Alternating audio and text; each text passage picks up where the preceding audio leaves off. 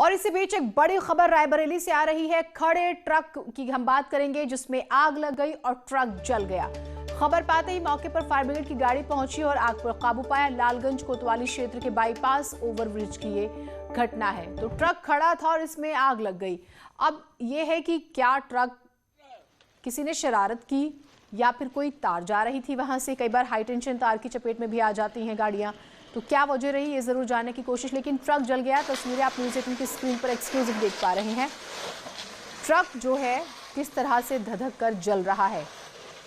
मोहन कृष्ण हमारे साथ हमारे सहयोगी जुड़े हुए हैं। मोहन, पूरी खबर बताइएगा।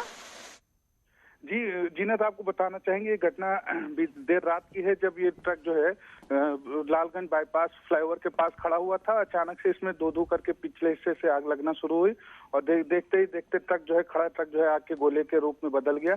मॉरन से लदा हुआ ट्रक था और अचानक से इसमें आग लगने से जो उसके ड्राइवर थे और क्लीनर थे उन्होंने भागकर मतलब अपनी जान बचाई और जो है तुरंत ही स्थानीय लोगों ने जो है पुलिस को फायर ब्रिगेड को सूचना दी, जिसके बाद दमकल ने पहुंचकर जो है इस आग पर काबू पाया। ये घटना उस जगह पे हुई जहां पे ट्रैफिक कम रहता है और कस्बे के बाहर की घटना, इस वजह से कोई बड़ा हादसा नहीं हो पाया, टल गया है। लेकिन जो ट्रक था वो पूरी तरह से जलकर खाक हो गया। ठीक, लेकिन हैरानी की बात यह कि ड्राइवर और क्लीनर दोनों भाग गए और ट्रक जल रहा है। इस बारे में स्थानीय लोगों ने जानकारी पुलिस को दी। बहुत शुक्रिया आपका तमाम जानकारियों के लिए। उधर अमरोहा में बारिश के साथ जमकर ओले पड़े हैं। जिले के कई इलाकों में ओले की वजह से फसलों को काफी नुकसान हुआ है। तो आज आप देख रहे हैं कि बारिश हो रही है सुबह से ही और ये बारिश आफत बनकर बरस रही है। देखिए ओले, अमूमन गर्मियों में जब बरसात के मौसम में जब आप बारिश का इंतजार करते हो, जब बारिश आती है तो मैदानी इलाकों में बामुश्किल देखने को मिलते हैं ओले भी। लेकिन अभी देखिए सर्दियों में ओले पड़ रहे हैं और ये बड़े नुकसान वाले भी बताए जा रहे हैं। और इसके साथ ही आज सुबह से ही दिल्ली एनसीआर में तेज बारिश हो रही है। इस बारिश की वजह से पूरी तरह से जनजीवन अस्त व्यस्त हो चुका है। लोगों को आने जाने में दिक्कतें हो रही हैं। जाम जैसी समस्याओं से भी जूझना पड़ रहा है। मौसम विभाग ने पहले ही कहा था दिल्ली एनसीआर समेत कई इलाकों में बारिश हो सकती है। ऐसा 6 जनवरी तक हो सकता है। मतलब साफ है कि आगे अभी मौसम साफ नहीं होने वाला है। बारिश हो सकती है, शीतलहर चलेगी और इसकी वजह से ठंड बढ़ेगी। कई जगहों पर कोहरा भी ज्यादा हो सकता है। तस्वीरें 3 हम आपको दिखा रहे हैं।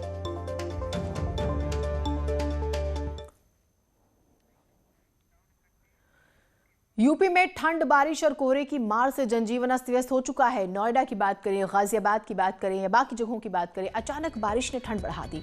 पहाड़ी इलाकों की जब हम बात करते हैं तो भारी बर्फबारी से पश्चिमी यूपी के कई जिलों में पारे में कमी देखी जा रही है, यानी कि ठंड बढ़ गई है। पूर्वांचल की बात करें तो कोहरे ने सड़कों की रफ्तार धीमी, यानी कि गाड़ियों की रफ्तार धीमी कर दी है और बारिश, ठंड, कोहरा, हर तरह से लोग परेशान हैं।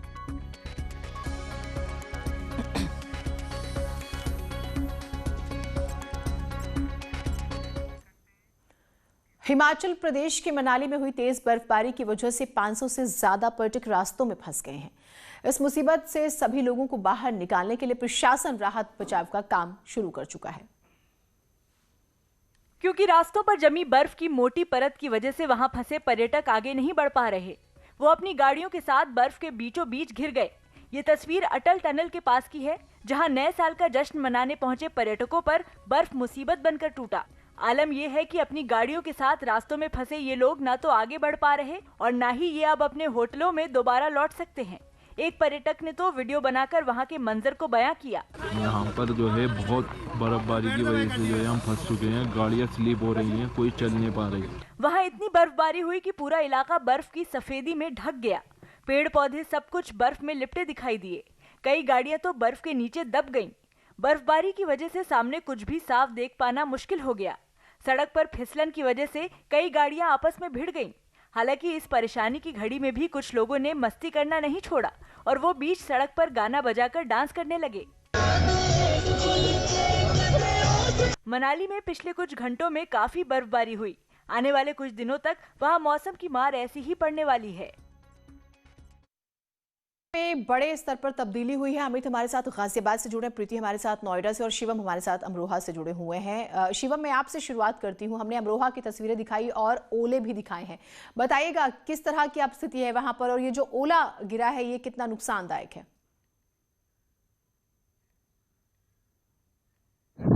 में बारिश हो रही है। इसी के साथ साथ लगभग 1 घंटे तक यहाँ पर ओलावृष्टि हुई है और जिससे किसानों को भारी नुकसान हुआ है और मौसम ने करवट ली है और कड़ाके की ठंड इसमें आप भी देख रहे हैं, मेरे पीछे रहा हुआ बूंदाबांदी हो रही है और ठंड से लोगों का घर से निकलना बड़ा मुश्किल हो गया है और लोग का जो जीवन है अस्त व्यस्त हो गया है। तस्वीरें दिखाइए, अपने पीछे की तस्वीरें दिखाइएगा। जी मैं आपको कैमरा से कहूँगा जिस तरह से माहौल खुशनुमा हो रहा है और ठंडी हवाएं चल रही हैं, आप देख रहे हैं किस तरह और मौसम भी बाकायदा जो बादल छाए हुए हैं घने बिल्कुल, जिसमें हल्के बूंदाबांदी बारिश हल्की बौछारें पड़ रही हैं और इसमें ठंड लोग अपने समय अपने घरों में भी कैद हैं। ये आप नज़ारा एक गांव के क्षेत्र के छत पे से दे रहा हूँ, जहाँ पर देख सकते हैं किस तरीके से ठंडी हवाएं चल रही हैं और नैनीताल जैसी हवाएं यहाँ पे देखने को मिल रही हैं और वो ठंड जो है हम आपकी आवाज़ में भी महसूस कर रहे हैं। ठीक है, अमित भी हमारे साथ है, मैं आपके पास आती हूँ। अमित, गाजियाबाद में जैसे हमने पहले भी जिक्र किया, किसान प्रोटेस्ट में बैठे हुए हैं, बारिश हो गई है, दिक्कतें हो रही हैं, सुबह ऑफिस आते हुए बहुत दिक्कतें हुई हैं लोगों को, अभी की क्या स्थिति है?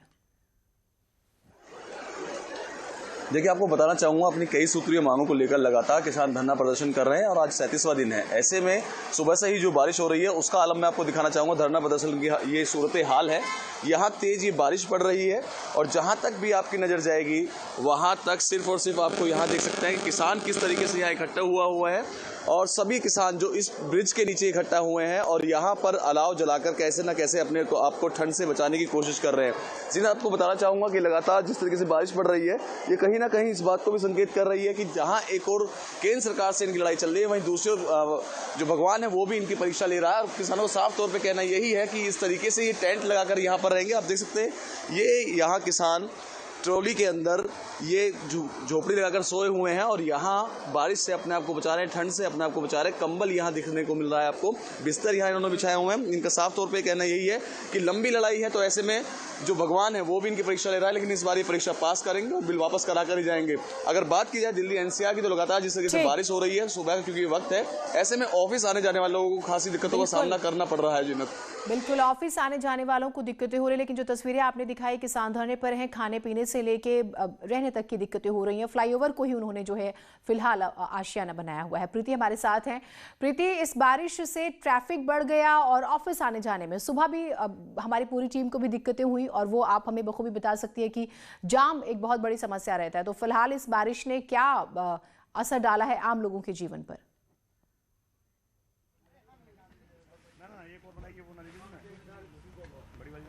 प्रीति, आप मेरी आवाज सुन पा रही हैं? आप सही कह रही हैं कि जिस तरीके से बारिश हो रही है और बारिश के साथ तापमान में तो गिरावट आई है और साथ ही जो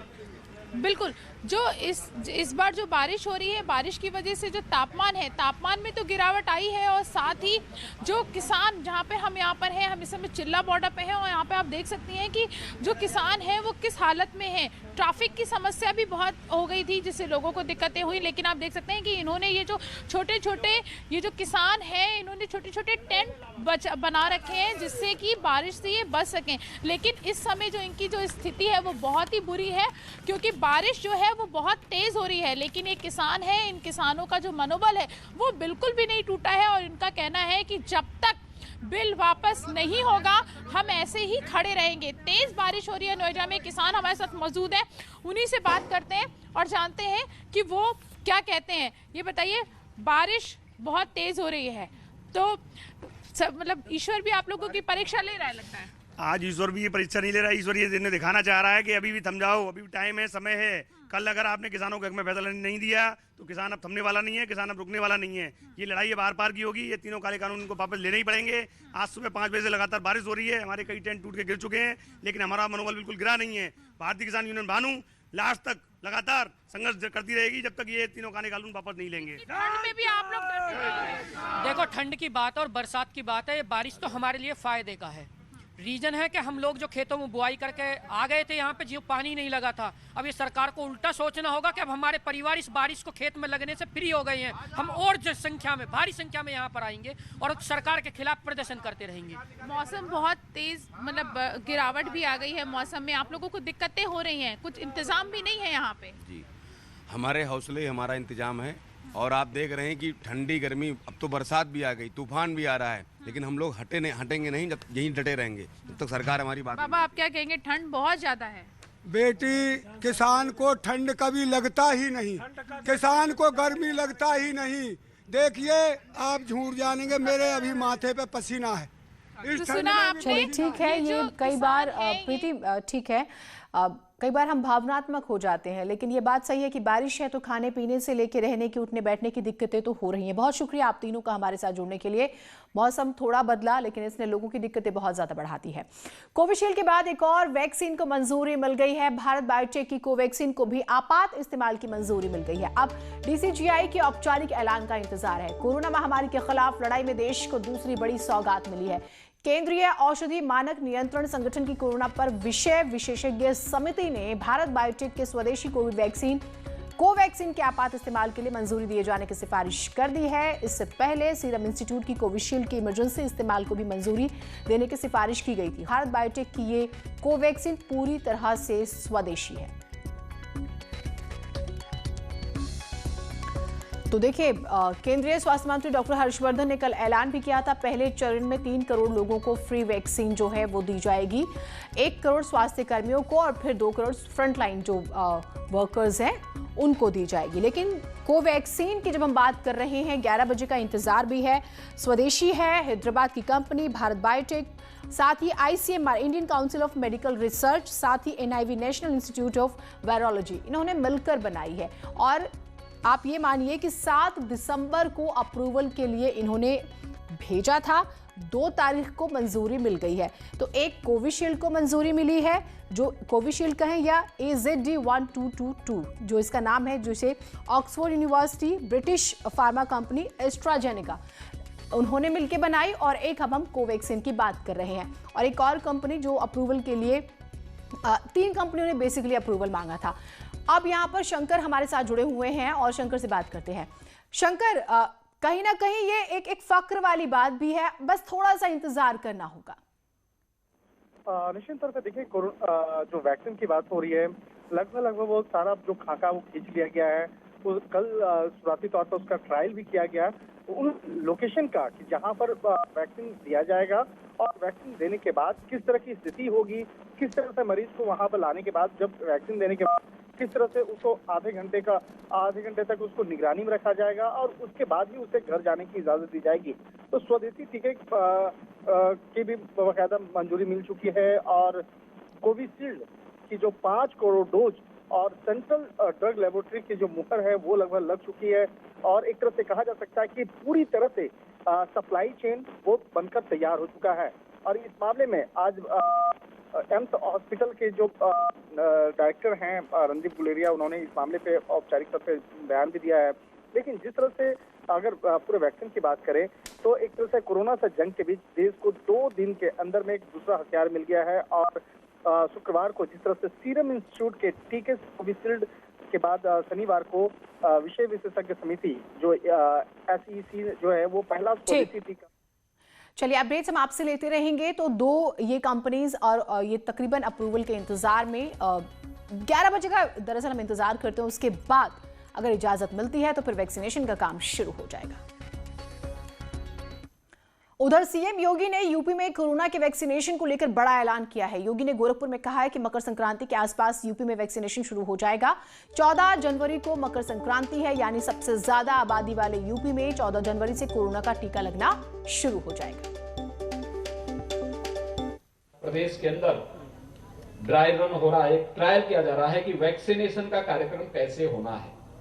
5 तारीख को पूरे प्रदेश के अंदर होगा, और फिर हम विश्वास के साथ कह सकते हैं कि मकर संक्रांति के आसपास हम लोग वैक्सीन लेकर के, प्रदेश की जनता के लिए वैक्सीन लेकर के भी हम प्रदेश के अंदर और देश के अंदर इस कार्यक्रम को आगे बढ़ा करके इस सदी की सबसे बड़ी महामारी को परास्त करने में सफल होंगे।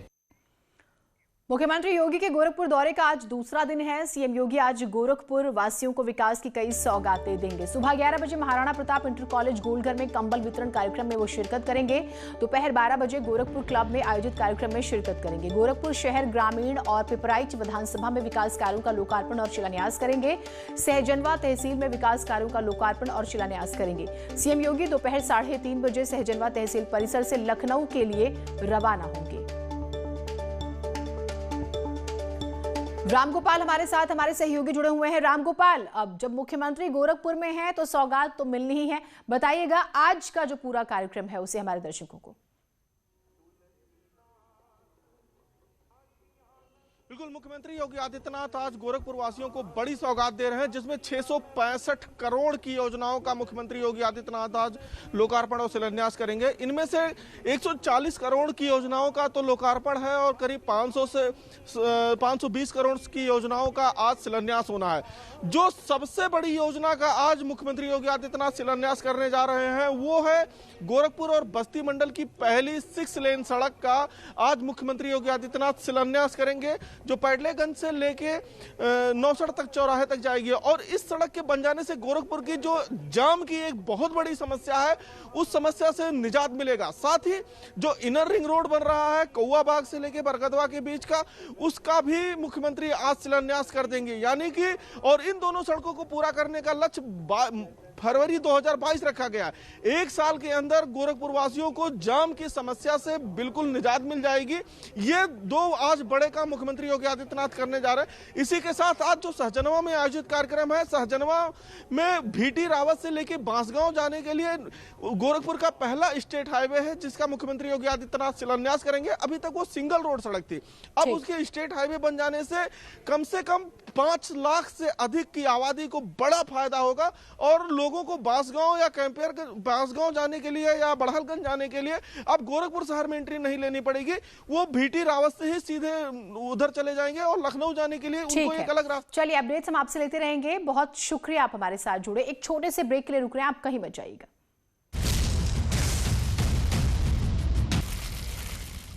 और रुक करेंगे आज की एक और बड़ी खबर का, जो कि लखनऊ से आ रही है। मथुरा की आईटीआई में स्कॉलरशिप घोटाला हुआ है, वो भी पूरे 23 करोड़ रुपए का। कैसे बताते हैं आपको। 62 आईटीआई और कर्मचारी जो थे वो इसमें शामिल हैं और इन पर एफआईआर दर्ज की गई है। सदर बाजार थाने में गबन धोखाधड़ी की एफआईआर हुई है।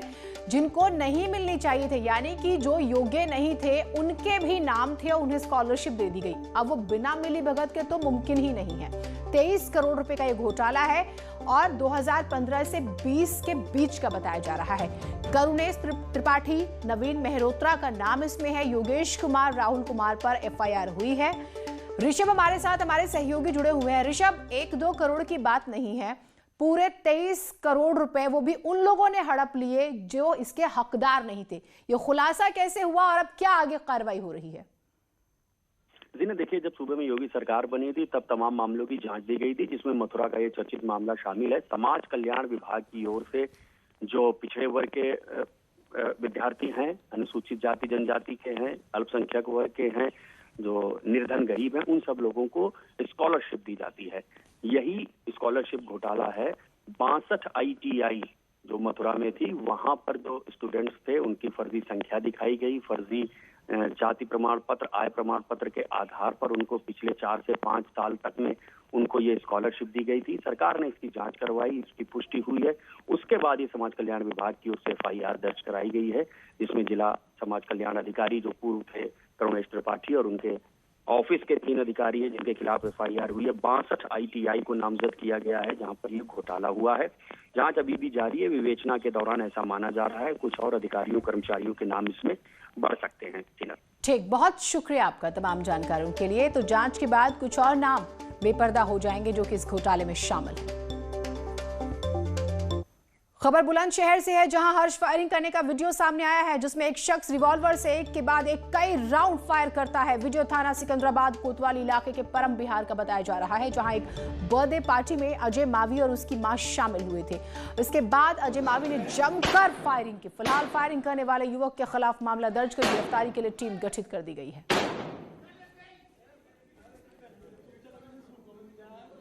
अजय मावी नाम का एक व्यक्ति जो सिकंदराबाद क्षेत्र का रहने वाला है, उसकी एक रिवॉल्वर से फायर करते हुए वीडियो वायरल हुई है। प्राथमिक जांच में यह तथ्य प्रकाश में आया है कि वह अपनी मां के नाम से जो लाइसेंसी रिवॉल्वर है उस रिवॉल्वर से फायरिंग की है उसने। इस बात का संज्ञान लिया गया है और संज्ञान में लेकर के इस प्रकरण में आर्म्स एक्ट की सुसंगत धाराओं के अंतर्गत उसकी मां और अजय मावी दोनों के विरुद्ध अभियोग पंजीकृत कर लिया गया है।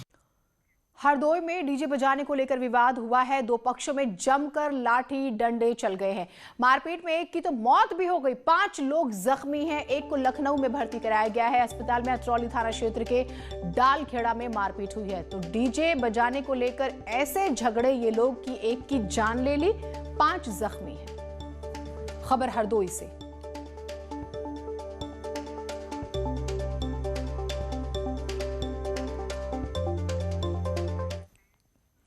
कोविड-19 महामारी ने परस्पर निर्भरता की भावना को सुदृढ़ किया है, जिससे कि पूरा देश इस विपत्ति का एकजुट होकर मुकाबला कर सके।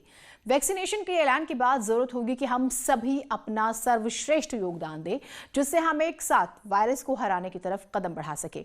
और नेटवर्क 18 इस मुहिम में हर कदम पर आपके साथ होगा। जब तक सभी सुरक्षित नहीं होते, तब तक कोई सुरक्षित नहीं होगा। इसी सोच के आधार पर हमारे कैंपेन संजीवनी का लक्ष्य ये सुनिश्चित करना है कि वैक्सीन पाना सभी भारतीयों का अधिकार है।